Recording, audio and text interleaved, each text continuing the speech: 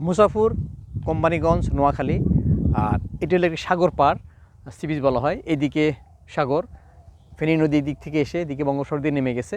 এটি একটি পর্যটন স্পট ছিল, এখনও পর্যটন স্পট আছে। তবে আগে যে পরিমাণ পর্যটক এখানে আসতেন, এখন এই যে উপস্থিতি দেখে বুঝছেন এখানে বোধহয় 15-20 জন পর্যটক আছেন, এখানে 2 জন, আমরা 3 জন, অর্থাৎ সব মিলে 25 জনও হবে না। অথচ আগে এখানে শত শত হাজার হাজার পর্যটক আসতেন। কিন্তু 2024 সালে 5 আগস্ট ফেনী থেকে ফেনী নদীর উপর দিয়ে ভারত থেকে যে পানি বেয়ে আসছিল, যে পানিগুলো ইচ্ছাকৃতভাবে ছেড়ে দেওয়া হয়েছিল বলে অভিযোগ আছে, এই কারণে এই পর্যটন স্পটটি ধ্বংস হয়ে গেছে, ভেঙে গেছে।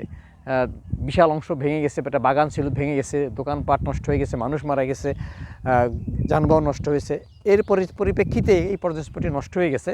এখন আর এই স্পটটি নষ্ট হয়ে যাওয়ার কারণে পর্যটক আসেন না।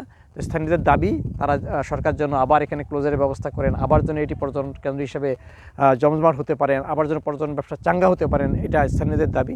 আমরা সে দাবি করতেছি যেন আবার এটি চাঙ্গা হয়। রফিকুল হায়দার ফরহাদ, মুসাফির ক্লোজার, কোম্পানিগঞ্জ, নোয়াখালী।